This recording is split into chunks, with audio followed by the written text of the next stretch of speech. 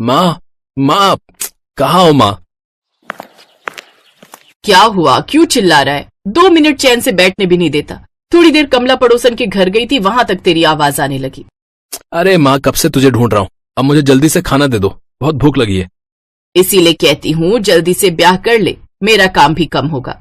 माँ, तो मैंने कब शादी के लिए मना किया है? तुम पिछले 6 महीने से मेरे लिए लड़की ढूंढ तो रही हो ना, लेकिन कोई लड़की मिली क्या तुम्हें? अरे मुझे नहीं मिल रही तो तू ही ले आ कोई अपनी पसंद की। देख लो माँ, अगर कोई पसंद आ गई तो ले आऊंगा, लेकिन फिर ना कहना कि एक बार भी अपनी माँ को नहीं पूछा। तेरी माँ तो बस यही चाहती है कि अब तेरी गृहस्थी भी बस जाए, फिर चाहे इस घर के लिए बहू मेरी पसंद की आए या तेरी, बात तो एक ही है। ये है बबलू, जो माधवपुर गांव में ऑटो चलाता था। उसकी उम्र 28 साल की हो चुकी थी, लेकिन अभी तक उसकी शादी नहीं हुई थी और इस बात की चिंता उसकी माँ को सताए जा रही थी। खाना खाकर बबलू अपना ऑटो लेकर काम पर निकल गया। बबलू का खुद का ऑटो था, जिसे चलाकर वो अपनी रोजी रोटी चलाता था। एक रोज ऐसे ही वो एक सवारी को छोड़कर घर की ओर आ रहा था कि तभी जंगल में बीच रास्ते में एक काली सी लड़की भागते हुए आ रही थी। बचाओ, बचाओ, कोई मुझे बचाओ। वो बबलू के ऑटो के आगे आने ही वाली थी कि बबलू ने अचानक से ब्रेक लगा दिया। ये लड़की अंधी है क्या, जो ये ऑटो तुझे नजर नहीं आ रहा है? अभी मेरे ऑटो के आगे तुझे कुछ हो जाता ना, तो तू तो मुझे सीधे थाने पहुंचा देती। तभी कुछ लोग डंडा लेकर वहां आते हैं। अरे मारो इस लड़की को, मारो। हाँ, इस काली डायन को तो आज जान से ही मार डालो। नहीं नहीं, मुझे मत मारो, भगवान के लिए मुझे मत मारो। सुनिए, हम इनसे बचा लीजिए ना, कि हमें मार न दे। हाँ हाँ, ठहरो। बताओ भाई, क्यों तुम इस लड़की के पीछे पड़े हो और क्यों तुम इसे मारना चाहते हो? अरे ये लड़की एक बच्चा चोर है। आपको पता है, ये किसी के बच्चे को उठाकर उसे प्यार करने लगती है, कभी किसी का तो कभी किसी की। हमें लगता है ये काली लड़की जरूर कोई डायन है, जो बच्चों को प्यार के झांसे में फंसाकर उसकी बलि दे देती है। क्या ये लोग सच कह रहे हैं? नहीं नहीं, मैं नाग देवता की कसम खाती हूँ, मैं तो सिर्फ बच्चों को प्यार करती हूँ। उनको देखकर मेरे अंदर प्यार उमड़ आता है। मैं क्या करूँ, मैं मजबूर हूँ साहब। और मेरा रंग काला है तो इनको लगता है हम कोई डायन है। ये कहकर रूपाली रोने लगती। अच्छा, रोना बंद करो और आप सब भी जाइए यहाँ से। अच्छा, तो तुम्हें बच्चों से प्यार है? हाँ साहब, लेकिन हमारे काले रंग की वजह से कोई भी मुझे अपने बच्चों से लाड नहीं करने देता। अब हमारा रंग काला है तो इसमें हमारा क्या कसूर? अच्छा, तुम रहती कहाँ हो? मैं अनाथ हूँ साहब। बचपन में माँ बाप मर गए थे, फिर बुआ अपने पास ले गई, लेकिन उन्होंने हमें एक नौकरानी से ज्यादा कुछ नहीं समझा। और अब जब हम जवान हो गए हैं तो हमें किसी बूढ़े आदमी को बेचने लगी। ये हमसे बर्दाश्त नहीं हुआ, इसलिए हम वहां से भाग आए। बबलू को रूपाली की मासूमियत भा गई। भले ही उसका रंग काला था, लेकिन उसके नैन नक्श सुंदर थे। बबलू को वो पसंद आ गई। बबलू भी दिखने में सुंदर नौजवान था, तो वो भी रूपाली को भा गया। अब बबलू के मन में शादी के लड्डू फूटने लगते हैं और वो बिना देर किए रूपाली से मंदिर में शादी कर उसे घर ले आता है। पहले तो रूपाली का काला रंग देखकर सुमित्रा को अजीब लगता है, लेकिन फिर वो ये सोचकर खुद को तसल्ली दे देती है कि कम से कम उसके बेटे की शादी तो हो गई। मैं बहुत खुश हूँ बेटा, आज से तू भी घर गृहस्थी का सुख देख पाएगा। कुछ ही दिनों में उसने घर का सारा काम संभाल लिया। फिर कुछ महीनों बाद ही रूपाली गर्भवती हो गई। ये खबर मिलते ही सुमित्रा बहुत खुश हुई। तेरा लाख लाख शुक्र है भगवान, अब तेरी कृपा से मैं अपने पोते पोती को खिलाऊंगी। बहू, अब तुझे अपने खाने पीने का अच्छे से ध्यान रखना है। जी माँ जी। ऐसे ही समय बीता। अब रूपाली के 8 महीने पूरे हो गए। सुमित्रा ने घर में गोद भराई का फंक्शन रखा, जहाँ मोहल्ले की औरतें रूपाली को लेकर बातें बनाने लगी। अरे बहू का पेट तो देखो, 8वें महीने में भी कितना कम निकला है। अरे वो सब छोड़, मुझे तो ये डर है कहीं बच्चे का रंग अपनी माँ पर ना चला जाए, कहीं वो भी काला कलूटा ना हो। लोगों की ये बातें सुनकर रूपाली और उसकी सास को बहुत बुरा लगता है। एक रोज रूपाली को प्रसव पीड़ा शुरू हो जाती है। वो दोनों उसे अस्पताल लेकर जाते हैं। कुछ समय बाद बच्चे के रोने की आवाज आती है, लेकिन फिर अचानक से अस्पताल में भगदड़ मच जाती है। हे भगवान, ये क्या? माँ के गर्भ से एक नाग ने जन्म लिया है। औरत के पेट से एक नाग का जन्म, ये कैसे हो सकता है? कुछ देर बाद डॉक्टर बाहर आए। क्या हुआ डॉक्टर साहब, लड़का या लड़की? जी वो बात यह है कि ऐसा हमने पहले कभी नहीं देखा। आपकी बहू के पेट से एक नाग ने जन्म लिया है, ऐसा इतिहास में पहली बार हुआ है। नाग? सांप के जन्म की खबर मिलते ही हर कोई हैरान रह जाता है। उधर रूपाली होश में आती है तो वो अपने बच्चे को ढूंढती है। अरे मेरा बच्चा कहाँ गया? तभी रूपाली के सामने वो नाग आ जाता है और उससे कहता है, माँ, मैं हूँ तुम्हारा बेटा। क्या? मैंने तुम्हें जन्म दिया है, लेकिन ये कैसे हो सकता है? रूपाली अपने भाग्य को कोसते हुए रोने लगती है। तभी अचानक से बाहर बादलों की तेज गड़गड़ाहट शुरू हो जाती है और एक नागिन खिड़की के रास्ते वहां आती है और वो रूपाली से कहती है, डरो मत रूपाली बहन, हम तुम्हें कोई नुकसान नहीं पहुंचाएंगे। कौन हो तुम और मुझे अपनी बहन क्यों कह रही हो? मैं तुम्हारी पिछले जन्म की बहन हूँ और ये नाग देवता है जिन्होंने तुम्हारे गर्भ से जन्म लिया। पिछले जन्म में तुम नागलोक की कन्या थी और एक बार तुम पृथ्वीलोक घूमने आ गई थी तो खूबसूरत नौजवान को देखकर तुम्हारे मन में एक इच्छा जागी।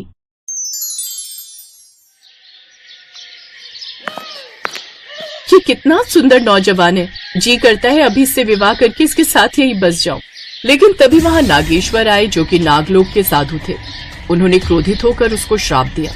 अगर इंसान तुझे इतने ही पसंद है तो ठीक है, मैं तुझे श्राप देता हूँ, आज से तू मनुष्य योनि में ही रहेगी। ये सुनकर रूपाली रोने लगी और नाग देवता को याद कर उनसे प्रार्थना करने लगी। तभी वहां नाग देवता प्रकट हो जाते हैं। अब तो नाग योनि में आने का केवल एक ही उपाय है कि अगले जन्म में ये मनुष्य योनि में रहकर किसी मनुष्य से विवाह करे और फिर नाग पंचमी वाले दिन मैं तुम्हारे गर्भ से जन्म लूंगा। मेरे जन्म लेते ही तुम इस श्राप से मुक्त हो जाओगी और वापस नागलोक आ पाओगी। हाँ रूपाली, और इससे बड़ी बात क्या होगी कि आज नाग पंचमी वाले दिन स्वयं नाग देवता ने तुम्हारे गर्भ से जन्म लिया है। अब जल्दी करो। लेकिन दरवाजे के पास खड़े उसके पति और सास ये सब सुन रहे थे। नहीं, मैं अपने बबलू को छोड़कर नहीं जाऊंगी, अब मैं यहीं रहूंगी, नहीं जाना मुझे नागलोक वापस। और मेरी आपसे प्रार्थना है नाग देवता जी कि मेरा बच्चा भी मेरे साथ आम इंसान की तरह यहीं पर रहे। रूपाली, तुम्हारे अंदर अपने पति के लिए इतना प्रेम देखकर मुझे यकीन हो गया कि इंसान भी बुरे नहीं होते। लेकिन मैं यहाँ तो नहीं रह सकता क्योंकि नागलोक को भी मेरी जरूरत है। लेकिन मैं अपना एक अंश तुम्हें देकर जा रहा हूँ, तुम्हारे बच्चे के रूप में। तभी नाग देवता अपना हाथ उठाते हैं और रूपाली की गोद में एक बड़ा ही सुंदर बेटा इंसानी रूप में आ जाता है, जिसे देख वो उसे अपने सीने से लगा लेती है। रूपाली को खुश देख नाग देवता और नागिन बहुत खुश होते हैं। फिर एक तेज रोशनी प्रकट होती है और वो दोनों गायब हो जाते हैं। फिर आदेश और सुमित्रा रूपाली के इस त्याग को देखकर खुश हो जाते हैं और उसे खुशी खुशी अपना लेते हैं। रायगढ़ नाम का एक छोटा सा गांव था। उसमें मोहन नाम का किसान अपनी पत्नी सुलेखा और बेटे मोनू के साथ रहता था। खेती से जो फसल होती उसे बेचकर मोहन अपना और अपने परिवार का गुजारा करता था। मोहन की पत्नी सुलेखा भोली भाली और धार्मिक महिला थी। वो भगवान की खूब पूजा पाठ करती थी। उन तीनों का एक छोटा सा खुशहाल परिवार था। ऐसे ही समय बीता। फिर एक रोज मोहन जब खेत में खुदाई कर रहा था तो उसकी कुदाल के नीचे एक सांप आ गया और कुदाल लगने से उसकी मौत हो गई। हे भगवान, ये क्या अनर्थ हो गया मुझसे? ये सांप तो मर गया। तभी उसकी नजर उस सांप के बिल में गई जहाँ उसका छोटा बच्चा भी था, लेकिन नागिन वहाँ पर नहीं थी। ये मुझसे कैसा अनर्थ हो गया? इसके पिता की हत्या मुझसे हो गई और ये बच्चा मेरी वजह से अनाथ हो गया। अब मैं इसे अकेला नहीं छोड़ूंगा। आज से ये मेरा दूसरा बेटा है और अब से ये हमारे साथ ही रहेगा। मोहन उस बच्चे को टोकरी में डालकर घर ले आया और अपनी पत्नी को उसने सारी बात बताई। उसकी पत्नी भी उसे अपना बेटा मानने के लिए तैयार हो गई। उधर जब नागिन आई तो उसने अपने मरे हुए सांप को देखा तो वो बहुत रोई। ये मेरे पति का ये हाल किसने किया? और मेरा बच्चा वो भी यहाँ नहीं है। इसका मतलब उसे भी किसी ने मार डाला। जिसने मेरे पति और मेरे बच्चे को मारा है, मैं उसके पूरे परिवार को खत्म कर दूंगी। अगले दिन मोहन फिर उसी कुदाल के साथ खेतों में काम करने गया। उस कुदाल पर थोड़ा खून लगा हुआ था। खून देख नागिन ने कहा, इस आदमी की कुदाल पर खून लगा हुआ है, इसका मतलब इसी ने मेरे नाग को मारा है। मुझे इसका पीछा करना होगा। वो मोहन का पीछा करने लगी। मोहन अपने घर पहुंचा तो नागिन खिड़की के रास्ते उसके घर में घुस गई और एक कोने में जाकर छिप गई। फिर मौका देखते ही उसने मोनू को डस लिया। मोनू जोर से चिल्लाया, माँ, बाबा। वो दोनों दौड़े दौड़े अंदर गए तो मोनू के मुंह से झाग निकल रहा था और नागिन खिड़की के रास्ते बाहर जा रही थी। उन्होंने नागिन को जाते हुए देख लिया था। इस नागिन ने मेरे बच्चे को डस लिया, मोनू को अस्पताल ले चलो जी। लेकिन फिर मोनू ने एक लंबी सांस भरी और उसकी वही मौत हो गई। मेरा मुन्ना, मेरा बच्चा। उस नागिन ने हमारे बच्चे को खत्म कर दिया। उधर नागिन आज खुश थी। उस किसान के बेटे को मारकर मेरे आधे मन को शांति मिली है। अब जब उसकी पत्नी और उसकी भी जान ले लूंगी तभी मेरा बदला पूरा होगा। अगले दिन वो फिर खिड़की के रास्ते घर में घुसी, लेकिन जब उसने वहां का दृश्य देखा तो वो हैरान रह गई। मोहन और उसकी पत्नी दोनों सांप के बच्चे को दूध पिला रहे थे। ले बेटा ले, और दूध पी। मेरा बच्चा जिंदा है, ये मुझसे क्या गुनाह हो गया? ये तो मेरे बच्चे को पाल रहे हैं और मैंने इन्हीं के बच्चे को मार दिया। नागिन भोलेनाथ से प्रार्थना करती है, हे भोलेनाथ, कुछ ऐसा चमत्कार कर दो कि इनकी सूनी गोद भर जाए। तभी एक सेठ सेठानी मोहन के घर का दरवाजा बजाते हैं। मोहन दरवाजा खोलता है। देखिए, हमारे बच्चे को एक सांप ने काट लिया है और कुछ गुंडे हमारे पीछे पड़े हैं। आप हमारे बच्चे को बचा लीजिए, इसे अपने घर में छुपा लीजिए। जी जल्दी मुन्ने को दीजिए। उस बच्चे के मुंह से झाग निकलने लगता है। मोहन और सुलेखा का बीता हुआ कल उनके सामने आ जाता है और वो उसे अपना मुन्ना समझकर बचाने लगते हैं। तभी वो नागिन इच्छाधारी नागिन बन जाती है और नागमणि मोहन को देते हुए कहती है, ये नागमणि तुम इस बच्चे के कटे हुए हिस्से पर लगा दो, ये जल्दी ठीक हो जाएगा। लेकिन आप? जल्दी करो मोहन। मोहन वो नागमणि उसके कटे हुए जगह पर लगा देता है। कुछ ही देर में वो बच्चा पूरी तरह ठीक हो जाता है और फिर नागिन किसान को सारी बात बताती है। साथ ही उसे ये भी बताती है कि वो सेठ सेठानी तो बस एक छलावा थे और भोलेनाथ ने ये बच्चा उन्हें दिया है। इसका मतलब हमारा मोनू हमारे पास वापस आ गया। तुम दोनों ने मेरे बच्चे की इतने अच्छे से देखभाल की, ये जानकर मैं बहुत खुश हूँ। उस दिन जो हुआ अनजाने में हुआ, मैं आपके पति को नहीं मारना चाहता था। अब मैं सब जानती हूँ मोहन कि तुम दोनों धर्मात्मा इंसान हो और उसमें तुम्हारा कोई कसूर नहीं था। नागिन अपनी नागमणि से उनके घर को धन धान्य से भर देती है और अपने बच्चे को लेकर वहां से चली जाती है। मोहन और सुलेखा उस बच्चे के साथ खुशी खुशी रहने लगते हैं। अब उन्हें किसी भी चीज की कमी नहीं थी। अब वो हंसी खुशी अपनी जिंदगी बिताते हैं। सीतापुर नामक गांव में महेश और माधवी नाम के पति पत्नी रहते थे। वे दोनों भगवान शंकर में बहुत विश्वास रखते थे और उनकी बहुत पूजा किया करते थे। उनके पास 2 गाय थी जिनकी वो बहुत सेवा किया करते थे। रोजाना सुबह गाय को नहलाना, धुलाना, साफ सफाई, उनको चारा डालना, सब काम वे दोनों मिलकर किया करते थे। गाय जो दूध देती थी, उस दूध से वो रोजाना भगवान शंकर का अभिषेक किया करते थे और उसके पश्चात ही वो दूध गांव वालों को बेचा जाता था। ओम नमः शिवाय, ओम नमः शिवाय, ओम नमः शिवाय, ओम नमः शिवाय, ओम नमः शिवाय, ओम नमः शिवाय, ओम नमः शिवाय। हे भगवान, हम पर अपनी कृपा बनाए रखना। माधवी, ये लो, आओ मिलकर शिवलिंग पर दूध से अभिषेक करते हैं। जय भोले बाबा की। जय भोले बाबा की। सुनो, रास्ते में हरी घास खरीदनी है, याद है ना? हाँ हाँ, मुझे याद है। मुझे पता है मेरी दोनों प्यारी गाय भोजन का इंतजार कर रही होंगी। अभी बस ताजा भूसा और हरी हरी घास खरीद लेते हैं। उन दोनों को भी पता है हम मंदिर से वापस ही जाते हुए उनके लिए चारा खरीद कर ले जाते हैं। वो दोनों भी दूर से ही शोर मचा देती हैं। महेश और माधवी मंदिर से वापसी जाते हुए अपनी दोनों गायों के लिए अनाज और हरी हरी घास खरीद कर ले जाते थे और जैसे ही वो घर पहुंचते थे, दोनों गाय मानो उन्हें आवाज लगा रही हो। उन्हें अपने भोजन की खुशबू पहले ही आ जाती थी। वो देखो, दोनों हमें आवाज लगा रही हैं। अरे अरे सब्र करो, अभी खिलाती हूँ, थोड़ा साफ कर लूं। माधुरी, तुम इन्हें खाना दो, मैं तब तक घरों में दूध देकर आता हूँ। ऐसे ही दिन गुजर रहे थे। महेश और माधवी दोनों के जीवन में बहुत खुशियां थीं। वो जितना भी कमाते थे उतने में ही संतोष करते थे। दोनों गाय भी अपने मालिक को बहुत अच्छे से पहचानती थी, इसलिए वो भी बहुत खुश थी। पर एक सुबह जब माधवी और महेश सोकर उठे तो उन्होंने देखा उनकी दोनों गाय खूंटी से नहीं बंधी हुई हैं। दोनों गाय गायब हैं। हे शिव शंकर, हमारी गाय कहाँ गई? यहीं तो बंधी रहती है। खूंटे को खोलकर कैसे जा सकती हैं? मेरा तो बड़ा मन घबरा रहा है। हमारी दोनों गाय सुरक्षित हो, दोनों का कुछ पता नहीं चल रहा है। माधवी, तुम उस तरफ देखो, मैं इधर देखता हूँ। हरिया चाचा, आपने मेरी दोनों गाय देखी? कहीं इधर उधर घूमती हुई नजर आई हूँ आपको? नहीं बेटा, मैंने तुम्हारी दोनों गाय नहीं देखी। क्या हुआ, तुम बहुत घबराए हुए हो? शांति बहन, क्या तुमने हमारी दोनों गाय देखी? उनका कहीं पता नहीं चल रहा। पता नहीं घर से कहाँ गायब हो गई हैं। नहीं माधवी, मैंने तुम्हारी गाय नहीं देखी। कल शाम को तो मैंने देखा था, वहीं तुम्हारे आंगन में ही बंधी हुई थी। हे भगवान भोलेनाथ, हमारी गाय कहाँ गई? गांव में कुछ पता नहीं चल रहा। कौन ले गया होगा? हे शंभू, हमारी मदद करो। माधवी और महेश पूरे गांव को छान मारते हैं पर उनकी दोनों गाय कहीं भी नहीं मिलती। किसी को भी उनके बारे में कुछ पता नहीं था। महेश माधवी को घर जाने का कहकर गांव से दूर शहर की सड़क पर अपनी गाय देखने के लिए निकल जाता है। चलते चलते उसे एक बैलगाड़ी वाला दिखाई देता है। भैया, क्या आपने सड़क पर यहाँ 2 गाय देखी? कहीं नजर आई हो? कुछ देर पहले रास्ते में मैंने एक ट्रक को गुजरते हुए देखा था, जिस पर 3 आदमी दिखाई दिए थे। उनके पास 2 गाय थी। कहीं ऐसा तो नहीं कि तुम उन्हीं के बारे में पूछ रहे हो? वो तो अब तक शहर के करीब पहुंच गए होंगे। ऐसा तो नहीं कि मेरी गाय किसी गलत हाथों में चली गई हो? हे महादेव, जैसा मैं सोच रहा हूं वैसा ना हो।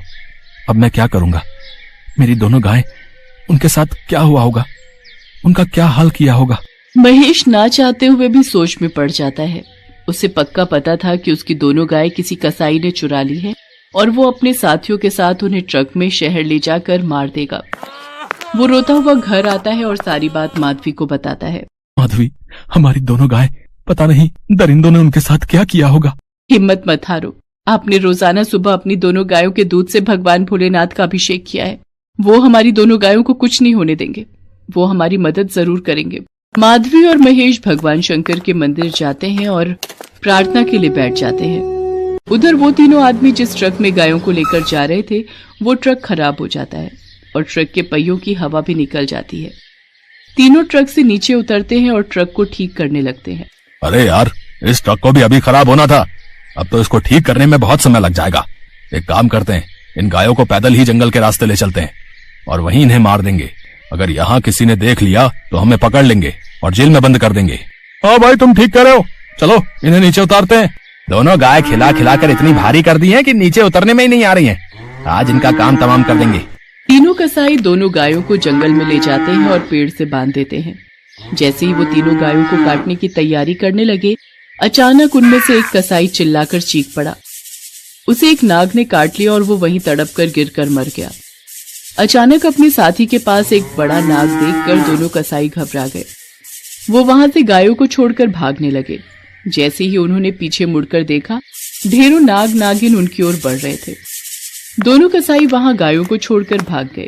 जैसे ही दोनों कसाई वहां से भागे, नाग नागिन भी गायब हो गए। कुछ देर बाद वहां से कुछ ग्वाले निकल रहे थे। उन्होंने गायों को बंधे हुए देखा तो उनकी रस्सी खोल दी। दोनों गाय अपने मालिक का पता जानती थी। वो सीधे अपने घर पहुंच गई। अपनी दोनों गायों की आवाज को सुनकर महेश और माधवी भागते हुए आंगन में। माधवी, हमारी गाय वापस आ गई। हाँ, हमारी दोनों गाय बिल्कुल ठीक है। ये सब भोले भंडारी का चमत्कार है। आज उन्हीं के कारण हमारी गाय जीवित है। हे शिव शंकर, हे भोलेनाथ, आपकी जय हो। महेश और माधवी अपनी दोनों गायों को बहुत प्यार करते हैं। दोनों गायें भी अपने मालिक से ऐसे लिपट रही थी मानो वो कब से बिछड़ी हो। गांव वाले भी ये नजारा देख रहे थे। महेश और माधवी भगवान शंकर को धन्यवाद देते हैं। आज भगवान शंकर के आशीर्वाद से सचमुच नाग देवता अपनी नागों की सेना के साथ गायों। भैया, 1 किलो कोटू, 1 किलो सिंघाड़ा आटा, सेंधा नमक, व्रत के चावल, साबूदाना 2 किलो ही कर दो। और ये चिप्स व्रत के हैं क्या? हाँ बहन जी, ये आगे सारा माल व्रत के लिए ही है। तो ये व्रत की नमकीन, चिप्स, पापड़ ये सब भी 5-5 पैकेट कर ही दो। अरे गायत्री, तू कुछ खरीद नहीं रही? तूने भी तो नवरात्रि व्रत रखे है ना? नहीं भाभी, व्रत में ये और मैं इतना कुछ नहीं खा पाते हैं। बस थोड़े से आलू ले लूंगी, वही उबाल लूंगी।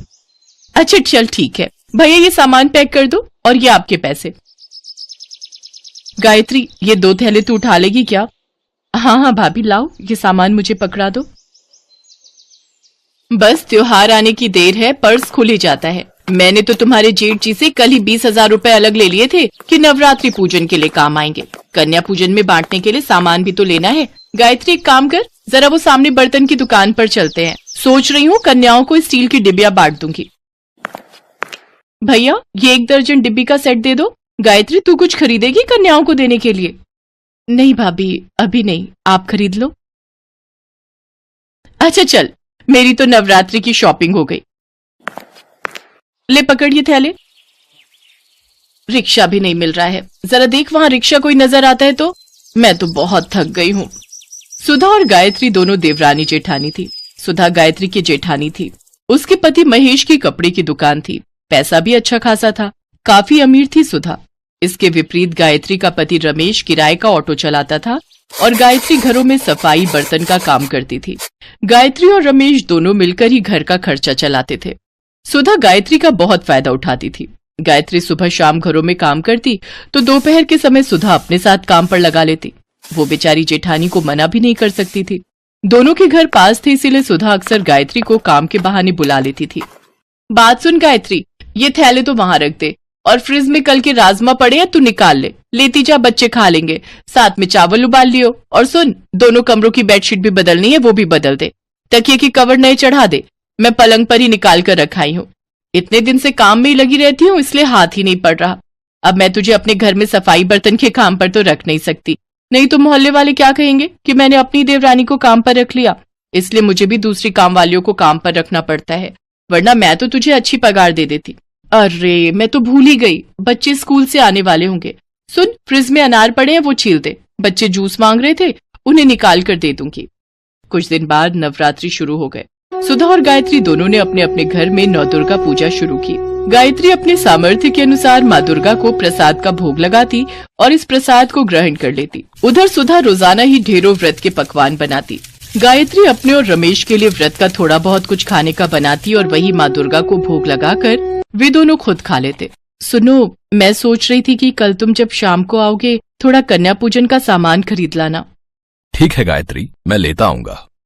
अगले दिन रमेश ने जो पैसे कमाए उसमें से उसने ऑटो के किराए के पैसे दे दिए। बाकी उसके पास जो कुछ पैसे बचे थे उनसे उसने सामान खरीदा और पिछली सीट पर थैली रखकर ऑटो में घर आने लगा। तभी दो लड़के उसके पास आए और बोले, भैया हमें थोड़ी दूर तक छोड़ दोगे? रात हो गई है, यहाँ कोई ऑटो वाला दिखाई नहीं दे रहा है। अब हाँ, मैं तो इसी रास्ते से घर जा रहा हूँ, आप दोनों बैठ जाओ, मैं छोड़ दूंगा। रमेश ने दोनों लड़कों को ऑटो में बिठा लिया।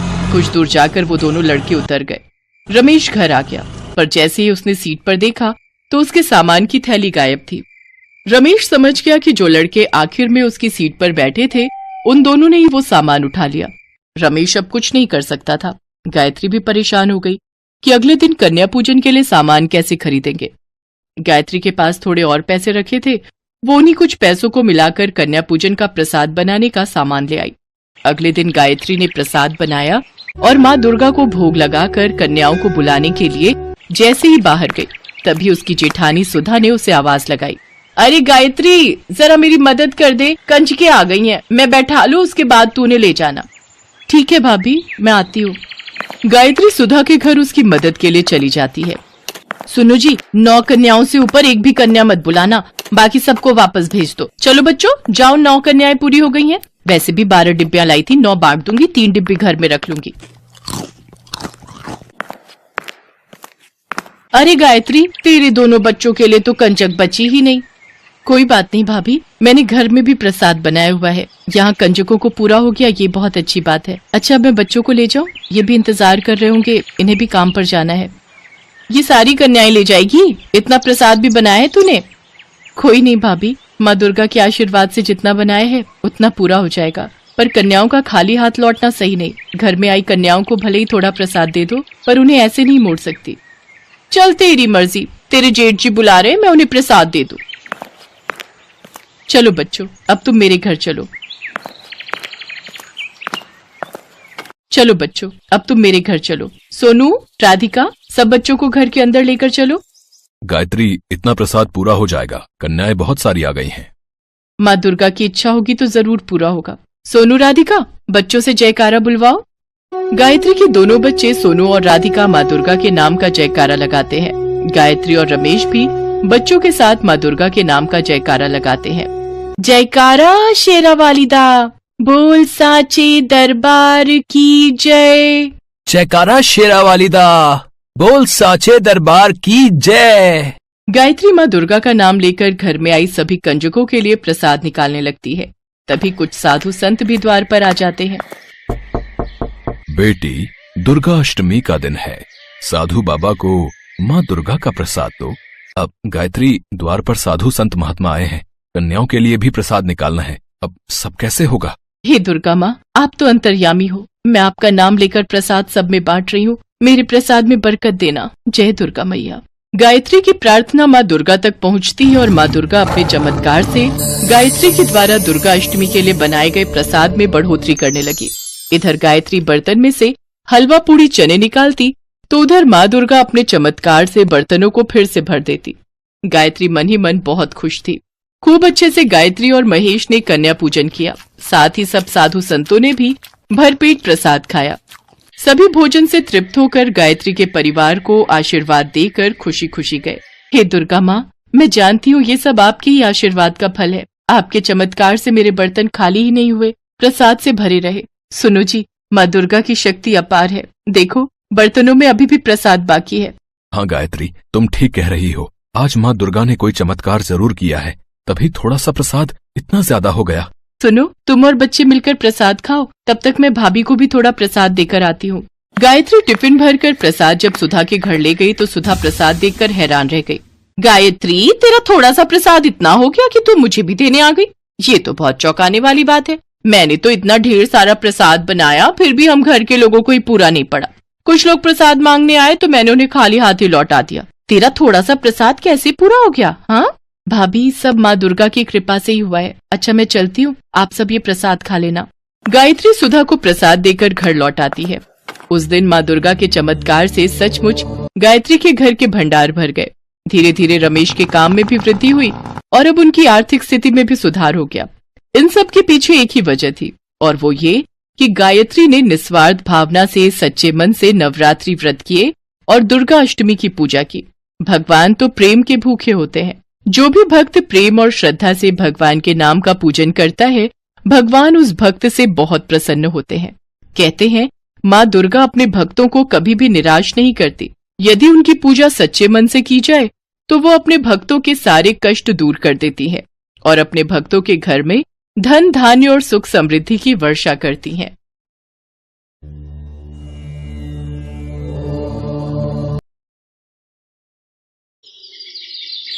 मनहूस है तू, मनहूस। सुबह सुबह तेरी शक्ल देख ली, अब पूरा दिन खराब हो जाएगा। पैदा होते ही अपने माँ बाप को खा गई। चल ज्योति बेटा, अंदर जा, इसके साथ कहीं मत जाया कर। गांव के लोग जिस छोटी सी बच्ची को मनहूस कहकर ताने सुना रहे हैं, इस भोली भाली मासूम का नाम है अम्बा। अम्बा जब पैदा हुई तो उसकी माँ चल बसी और कुछ समय बाद चिंता और बीमारी से उसके पिता भी चल बसे। अम्बा अपनी दादी और चाचा चाची के साथ रहती है। अम्बा की दादी शुरू से उसे माँ दुर्गा के बारे में बताती आई हैं। जब कभी अम्बा दुखी होती है, उसकी दादी उसे माँ दुर्गा का ध्यान करने के लिए कहती हैं। दादी, सब मुझे मनहूस कहकर बुलाते हैं। गांव के सब लोग मुझे इसी नाम से चिढ़ाते हैं। ना मेरी बच्ची, तू किसी की बात का बुरा मत माना कर।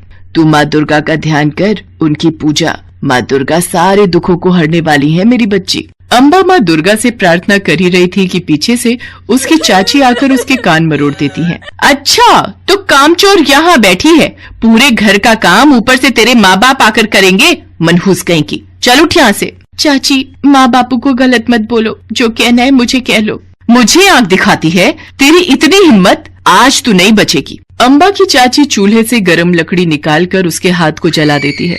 अम्बा दर्द से चिल्ला पड़ती है।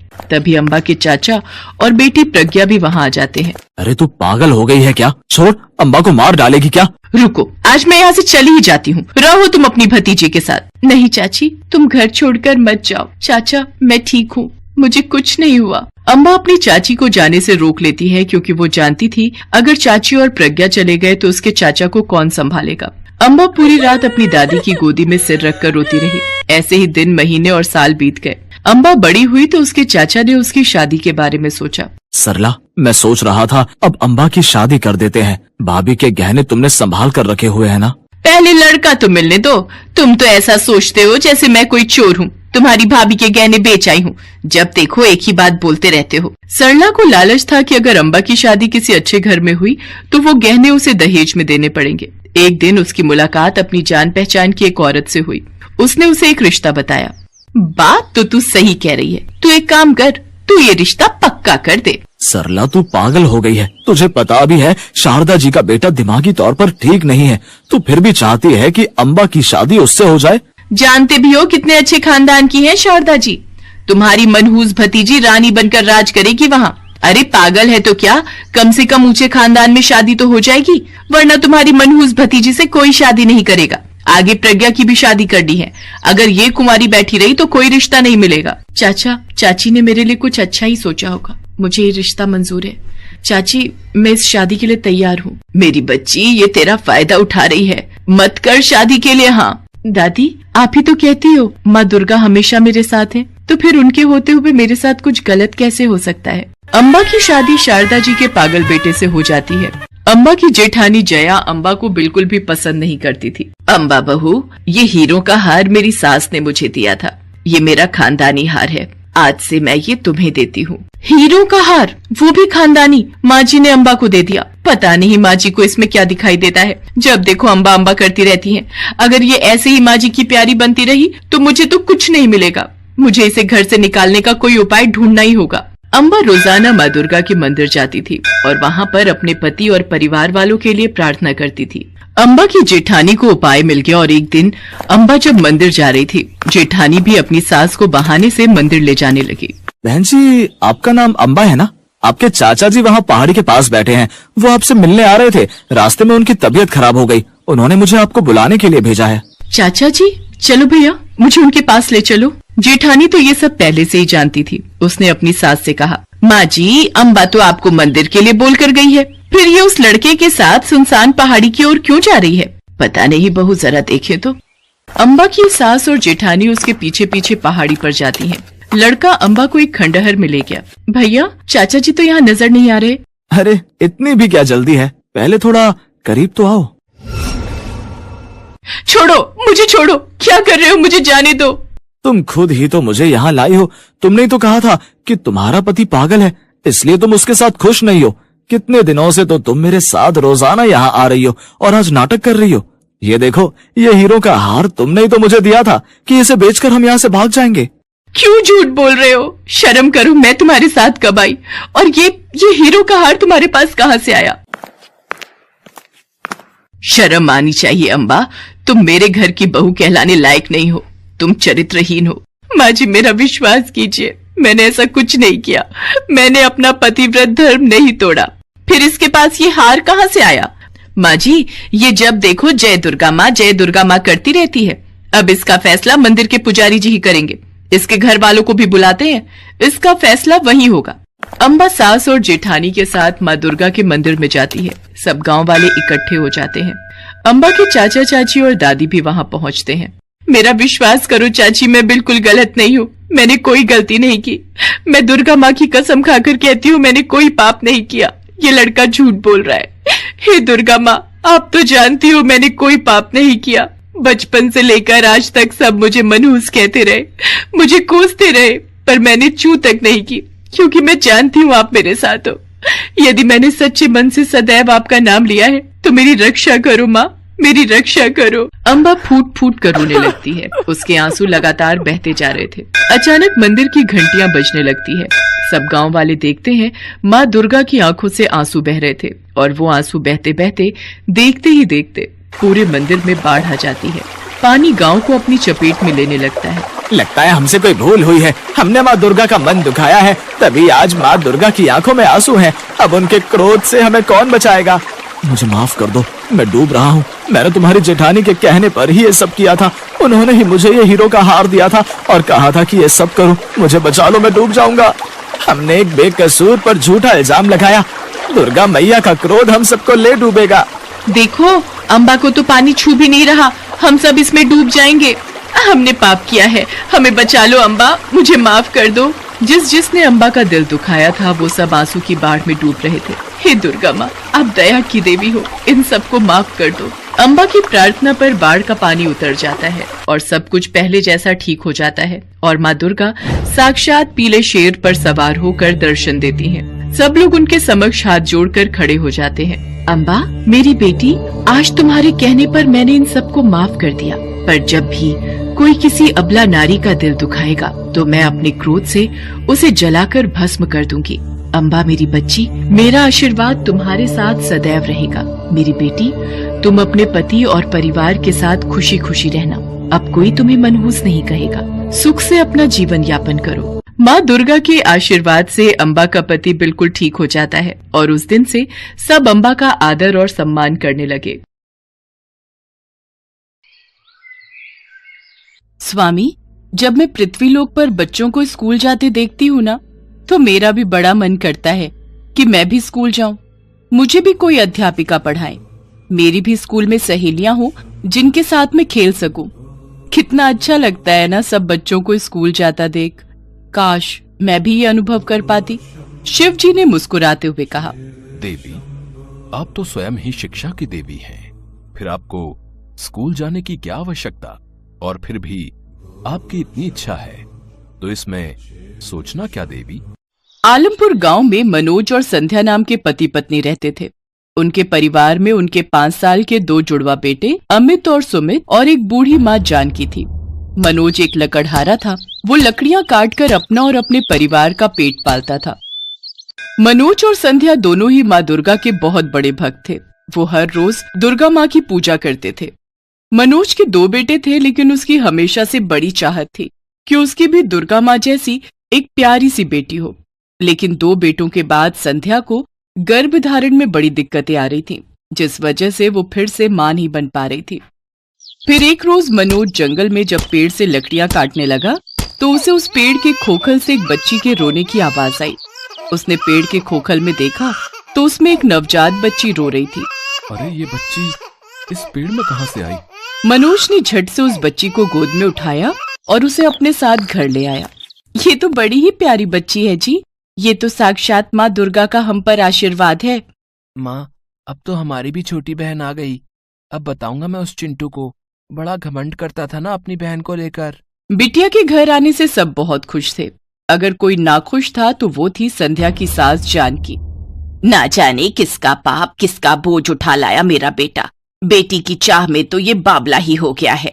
ऐसा क्यों कहती हो माँ? ये तो स्वयं माँ दुर्गा हमारे घर आई हैं। देखो तो कितनी प्यारी सूरत है इसकी, कितना तेज है इसके चेहरे पर।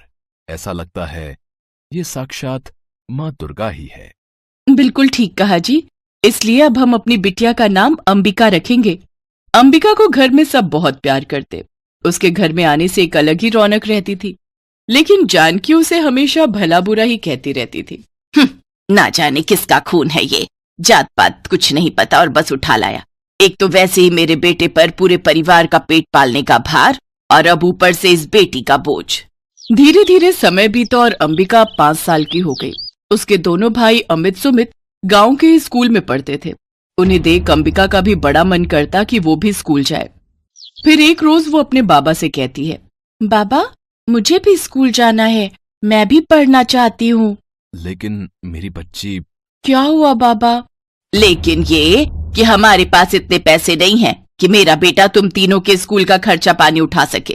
अरे जानती भी है स्कूल की वर्दी, किताबें, जूते, इन सब में कितना खर्च आता है। और वैसे भी तुझे तो कल को पराए घर ही जाना है। फिर तू क्या करेगी पढ़ लिख कर? घर गृहस्थी के काम सीख तू तो बस। दादी की बातें सुनकर अंबिका उदास हो जाती है। फिर संध्या अपने कानों की बालियां बेचकर उसका एडमिशन स्कूल में करवा देती है और उसके लिए किताबें और वर्दी खरीदती है। आज अंबिका के स्कूल का पहला दिन था। वो अपने दोनों भाइयों के साथ स्कूल चली जाती है। स्कूल जाकर अंबिका बहुत खुश थी। उसके अंदर एक अजीब चमक थी जिससे उसने पहले ही दिन स्कूल में सभी टीचर्स स्टूडेंट्स को अपनी ओर आकर्षित कर लिया। पहले ही दिन उसके खूब सारे दोस्त बन गए। स्कूल में टीचर्स जो भी पढ़ाती उसका जवाब पहले से ही अंबिका को आ जाता। अरे वाह अंबिका, तुम्हें पहले से सब आता है। सचमुच बहुत तेज दिमाग है तुम्हारा। धन्यवाद। अंबिका का दिमाग इतना तेज था कि वो 5वीं में पढ़ रहे अपने दोनों भाइयों को भी पढ़ा देती थी। सुमित, तुझे मैथ का ये वाला सवाल समझ आया था क्या? स्कूल में सर ने बताया था, लेकिन मुझे फिर भी समझ में नहीं आया। नहीं, समझ तो मुझे भी नहीं आया। भैया ये तो कितना आसान है, लाओ मैं समझाती हूँ। तू रहने दे अंबिका, जब हमें समझ में नहीं आ रहा तो तुझ पहली क्लास में पढ़ने वाली को क्या समझ आएगा? लेकिन तभी अंबिका ने उस प्रश्न का जवाब चुटकियों में सॉल्व कर दिया। ये देख उसके भाई और माता पिता भी हैरान थे। अंबिका न सिर्फ पढ़ाई में अपनी थी, बल्कि स्कूल में भी जब उसके या किसी बड़े क्लास के बच्चे को किसी प्रश्न में प्रॉब्लम होती तो अंबिका चुटकियों में उसे समझा देती, और उसके समझाते ही बच्चों को सब बड़े अच्छे से समझ आ जाता। पढ़ाई के साथ साथ अंबिका अपने दोस्तों के साथ बैठकर लंच करती और प्लेग्राउंड में जाकर खूब खेलती। ऐसे ही समय बीता। फिर एक दिन स्कूल में, भागो भागो, स्कूल की पहली मंजिल में आग लग गई है, जल्दी करो।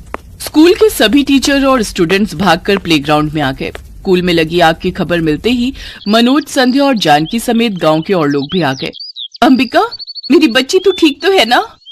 हाँ माँ। अमित और सुमित कहाँ हैं? तभी उनकी क्लास का एक लड़का बोला। अमित और सुमित तो बाथरूम गए थे और लगता है वो वहीं आग में फंस गए हैं। क्या? हे माता रानी, हे माँ दुर्गा, मेरे बच्चों की रक्षा कर। ये सुनते ही अंबिका भागते हुए आग की लपटों के बीच से होकर स्कूल के अंदर चली गई। अंबिका, अंबिका मेरी बच्ची। अंबिका रुक जा मेरी बेटी। कुछ देर बाद अंबिका अमित और सुमित के साथ आग की लपटों के बीच चली आ रही थी, लेकिन सभी ये देखकर हैरान थे कि इतनी आग के अंदर चलने पर भी वो जल नहीं रहे थे और उनके शरीर पर एक खरोच तक नहीं थी। बच्चों ठीक तो हो ना तुम? अंबिका, तुझे किसने कहा था आग के अंदर जाने को? अगर तुझे कुछ हो जाता तो? माँ, आपने ही तो कहा था मुझे उनकी रक्षा करने के लिए। ये बात सुनते ही संध्या को अपनी कही बात याद आती है। लेकिन मैंने तो माँ दुर्गा से, इसका मतलब। उसके इतना कहते ही अंबिका मुस्कुराती है और माँ दुर्गा के अवतार में आ जाती है। सभी लोग हाथ जोड़कर उनके सामने खड़े हो जाते हैं। जय माँ दुर्गा, जय माँ दुर्गा। हाँ संध्या, मैं ही तुम्हारी बेटी अंबिका हूँ और मैं ही तुम्हारी माँ दुर्गा भी। इसके बाद माँ दुर्गा ने उन्हें सारी बात बताई कि कैसे उन्होंने शिवजी से धरती लोक पर आने की बात कही और कैसे वो बाल कन्या के रूप में उस पेड़ में आई और फिर उनके घर। आपको अपनी बेटी के रूप में पाकर हम तो धन्य हो गए माँ, हम धन्य हो गए। माँ, आप हमारी आंखों के सामने थी और हम आपको पहचान नहीं पाए। हमें क्षमा कर देना माँ, हमें क्षमा। हे दुर्गा माँ, मुझ ना समझ बुढ़िया को माफ कर देना माँ, जो मैं तुम्हें पहचान नहीं पाई और ना जाने आपके साथ कितना बुरा व्यवहार किया। मनोज, तुम्हारे परिवार के साथ बिताए पल और इस स्कूल में बिताए दिन मुझे हमेशा याद रहेंगे। मैं बहुत ही खूबसूरत यादें संजोकर देवलोक लौटूंगी। मनोज, संध्या, मेरा आशीर्वाद तुम्हारे परिवार पर हमेशा रहेगा। जानकी, बेटा हो या बेटी, शिक्षा प्राप्त करने का अधिकार सबके लिए बराबर है। धरती लोक पर आने का मेरा मकसद अब पूरा हुआ, इसलिए अब मुझे यहाँ से जाना होगा। माँ, तो क्या अंबिका, मेरा मतलब है माँ दुर्गा यानी हमारी बहन, अब हमसे दूर चली जाएंगी? नहीं पुत्र, केवल मैं जा रही हूँ। मेरा ही रूप तुम्हारी बहन बनकर और संध्या और मनोज की बेटी बनकर तुम्हारे साथ रहेगी। फिर अपने चमत्कार से माँ दुर्गा अंबिका के रूप की एक कन्या प्रकट करती हैं और फिर वहां से अंतर्ध्यान हो जाती हैं। वो लड़की यानी कि अंबिका को संध्या और मनोज गले से लगा लेते हैं। वो सब जब घर लौटे तो उनकी झोपड़ी एक बड़े पक्के घर में बदल चुकी थी। साथ ही घर के अंदर नोटों से भरी ढेरों गड्डियां रखी हुई थी। अब उनकी गरीबी दूर हो गई और वो सब खुशी खुशी रहने लगे।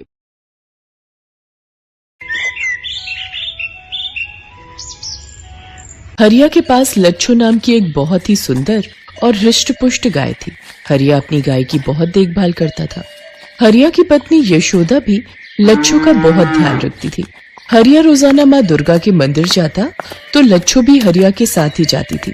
जब तक हरिया मंदिर में पूजा करता तब तक उसकी गाय लच्छू मंदिर के आसपास बने खेतों में हरी घास खाती और मंदिर की सीढ़ियों के पास आकर खड़ी हो जाती और खूब जोर जोर से आवाज करती, मानो वो भी मंदिर में आए भक्तों के साथ माँ दुर्गा के नाम का जयकारा लगा रही हो। हरिया, तुमने अपनी गाय को बहुत ही अच्छी आदत सिखाई है।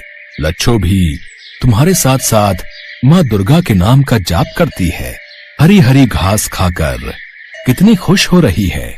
वैसे इसे संपूर्ण आहार देते रहा करो, क्योंकि एक गर्भवती गाय को पौष्टिक आहार की बहुत आवश्यकता होती है। जी पंडित जी, अपनी तरफ से तो मैं इसका पूरा ख्याल रखता हूँ। बाकी माँ दुर्गा की कृपा से बस बछड़ा बिना परेशानी के ठीक से हो जाए, अब यही कामना करता हूँ। चिंता मत करो हरिया, माँ दुर्गा की कृपा से सब कुछ ठीक होगा। जय माता दी, जय माता की पंडित जी। हरिया की गाय जब से गर्भवती हुई थी तब से हरिया उसका पूरा ख्याल रखता था। उसे आसपास घुमाना फिराना, अच्छा पौष्टिक आहार देना, समय समय पर उसे पशु चिकित्सक को दिखाना, वो सब काम अच्छे से कर रहा था। एक दिन हरिया लच्छू को लेकर घर लौट रहा था। रास्ते में उसे दो अनजान आदमी मिले। उनमें से एक ने हरिया से कहा, राम राम भाई, बता सकते हो यहाँ पशु बाजार कहाँ है? हमें अपने लिए एक गाय खरीदनी है। गांव के किनारे एक सड़क जा रही है, वहीं पर पशु बाजार लगता है। तुम किसी से भी पूछोगे तो वो रास्ता बता देगा। अच्छा, तो तुम भी गाय खरीद कर आ रहे हो? ये गाय गर्भवती दिखाई देती है, बड़ी हृष्ट पुष्ट गाय है। कितने की खरीदी? नहीं नहीं, मैंने इसे खरीदा नहीं है, ये बचपन से ही मेरे साथ रहती है। अच्छा, मैं चलता हूँ। मैं बेचोगे अपनी गाय? अच्छे दाम देंगे। अनजान लोगों की बात सुनकर हरिया गुस्से में आ जाता है। अरे तुम तो पीछे ही पड़ गए हो, मैंने पशु बाजार का रास्ता बता दिया ना, फिर क्यों फालतू की बातें कर रहे हो? जाओ भाई, अपने रास्ते जाओ। सोच लो, ऐसा मौका फिर हाथ नहीं आएगा। रातों रात अमीर बन जाओगे। हम बहुत अच्छे दामों में तुम्हारी गाय शहर में बिकवा देंगे। हरिया के साथ लच्छो भी थी, इसलिए वो उन दोनों आदमियों से उलझना नहीं चाहता था, इसलिए वो चुपचाप घर चला गया। अगले दिन हरिया लच्छो को लेकर दुर्गा मंदिर पहुंचा और पूजा करने लगा। हरिया ने रोजाना की तरह लच्छो को मंदिर के सामने खेतों में घास चरने के लिए छोड़ दिया। लच्छो घास खाकर थोड़ी देर में ही वापस लौट आती थी, पर बहुत देर तक वो वापस नहीं लौटी तो हरिया घबरा गया। पंडित जी, आपने लच्छो को कहीं देखा? वो रोजाना मंदिर की सीढ़ियों के पास आकर खड़ी हो जाती है। मैंने आसपास के खेतों में ढूंढ लिया, वो कहीं भी दिखाई नहीं दे रही। नहीं हरिया, मैंने तो तुम्हारी गाय को नहीं देखा। मैं तो हवन के लिए किसी के घर गया हुआ था, अभी लौटा हूँ। हरिया की आंखों में आंसू आ जाते हैं और वो माँ दुर्गा के सामने रोने लगता है। यशोदा को भी ये बात पता चलती है तो वो भी दौड़ी दौड़ी मंदिर आती है। दोनों मिलकर पूरे गांव में अपनी गाय को ढूंढते हैं, पर लच्छो का कुछ पता नहीं चलता। सुनो जी, घर चलो, रात होने को आई है, हम कल चलकर पुलिस में खबर कर देंगे। यशोदा, हमारी लच्छो न जाने किस हाल में होगी।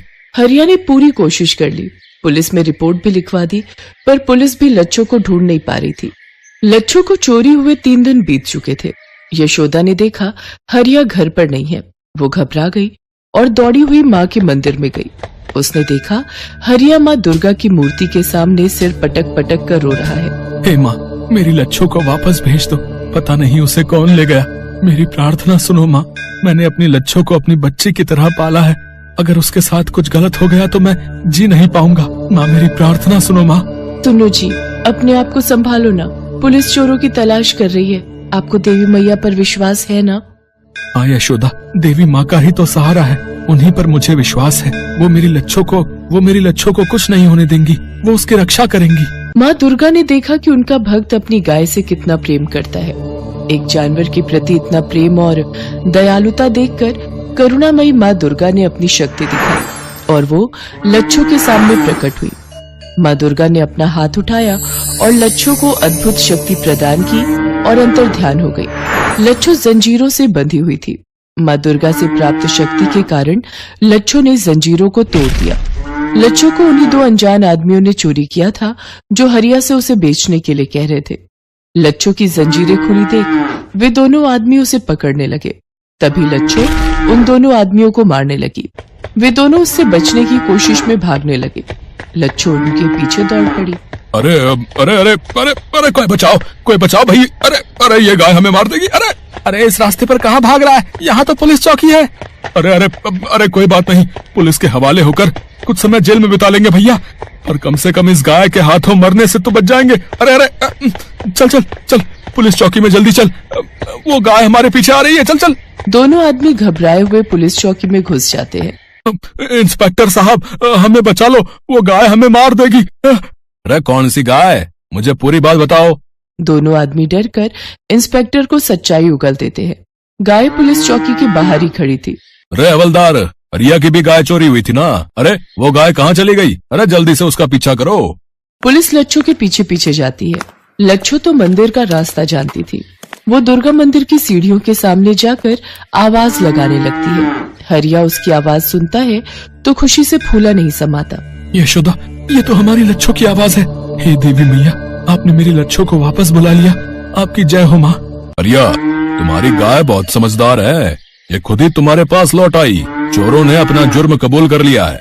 हरिया को सारी घटना का पता चलता है तो उसे पूरा यकीन हो जाता है कि ये सारा चमत्कार माँ दुर्गा ने ही किया है। हरिया और यशोदा लच्छो को खूब प्यार करते हैं। लच्छो भी अपने घर लौट आई थी, इसलिए वो खुशी से आवाजें निकाल रही थी, मानो वो भी माँ दुर्गा को धन्यवाद कह रही हो।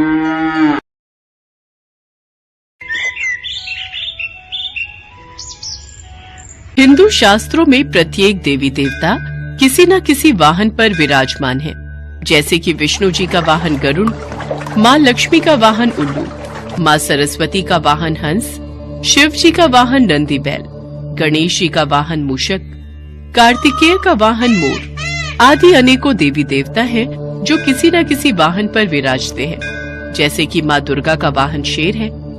शेर की सवारी करने के कारण माँ दुर्गा को शेरों वाली माँ के नाम से भी पुकारा जाता है। पर शेर ही माँ दुर्गा का वाहन क्यों बना?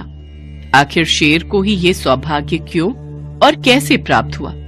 इसके पीछे एक पौराणिक कथा प्रचलित है। दुर्गा माँ के कई रूप हैं, उनमें से एक रूप माँ पार्वती का भी है। देवी पार्वती बचपन से ही शिव भक्त थी और शिव जी को अपना पति मानती थी। वो शिव जी को पाने के लिए हमेशा तपस्या में लीन रहती थी। देवी पार्वती ने भगवान शिव को पति के रूप में पाने के लिए वर्षों तक कठोर तपस्या की थी। इस कठिन तपस्या में काफी समय तक लीन रहने से देवी पार्वती का रंग सांवला हो गया था।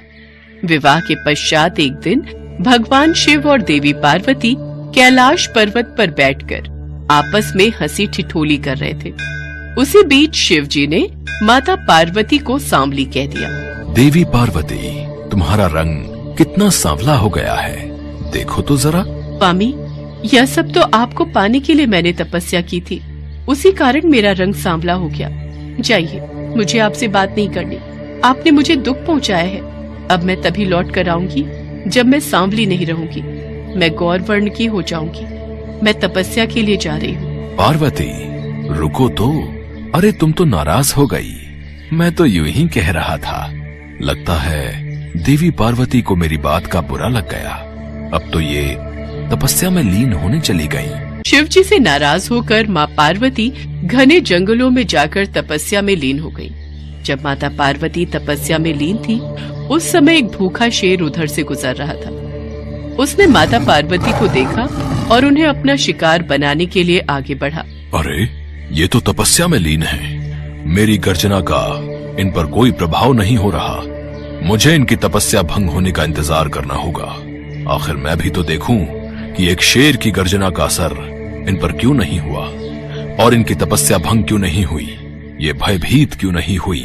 माता पार्वती को तपस्या में लीन देखकर शेर वहीं पर बैठ जाता है और वो माँ पार्वती की तपस्या समाप्त होने का इंतजार करने लगता है। लेकिन माता पार्वती की तपस्या कई वर्षों तक चलती रही। तब तक वो शेर आस लगाए वहीं पर बैठा रहा। माँ पार्वती के चमत्कार से शेर भी उतने वर्ष भूखा प्यासा रहा, मानो वो भी माँ पार्वती के साथ तपस्या कर रहा हो। न ही उसने माता पार्वती को कुछ कहा और न ही वहाँ से उठा। तब के कई वर्ष बीत जाने के बाद देवी पार्वती की तपस्या से प्रसन्न होकर वहाँ शिव जी प्रकट हुए। देवी पार्वती, आंखें खोलो। मैं तुम्हें गोरा होने का वरदान देता हूँ। पार्वती, तुम गंगा स्नान करो, इससे तुम गौर वर्ण की हो जाओगी। अपने उज्जवल गौर वर्ण के कारण अब से संसार आपको गौरी के नाम से भी जानेगा और आपका सांवला वर्ण कौशिकी देवी के नाम से जाना जाएगा। आप धन्य है प्रभु। तभी देवी पार्वती की नजर वहाँ बैठे एक शेर पर जाती है।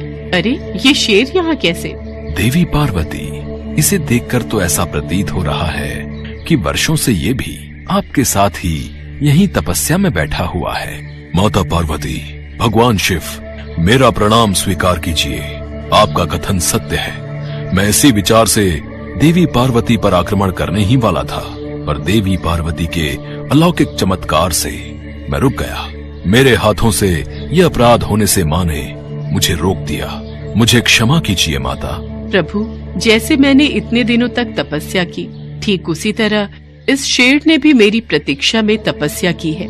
मुझे इसकी तपस्या का फल इसे देना ही चाहिए, पर मैं ऐसा क्या करूं कि जिससे जगत में इसकी प्रशंसा हो। माँ, मैं आपकी सवारी बनना चाहता हूँ, आपको अपनी पीठ पर बिठाना चाहता हूँ। मैं चाहता हूँ जगत में मैं आपके वाहन के रूप में जाना जाऊं। मुझे ये वरदान दीजिए माँ, मुझ पर कृपा कीजिए।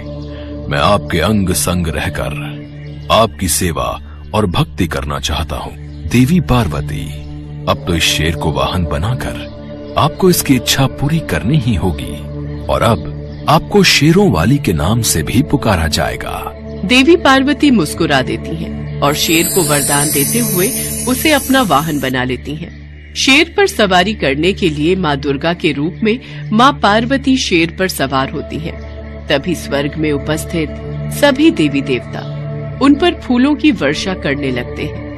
गंगा में स्नान करके माँ पार्वती माँ गौरी के रूप में जानी जाने लगी। उनका श्याम वर्ण कौशिकी देवी के नाम से प्रसिद्ध हुआ और शेर की सवारी करने वाली माँ दुर्गा के रूप में पूरा संसार उन्हें शेरोवाली के नाम से पुकारने लगा और तभी से शेर माँ दुर्गा का वाहन बन गया।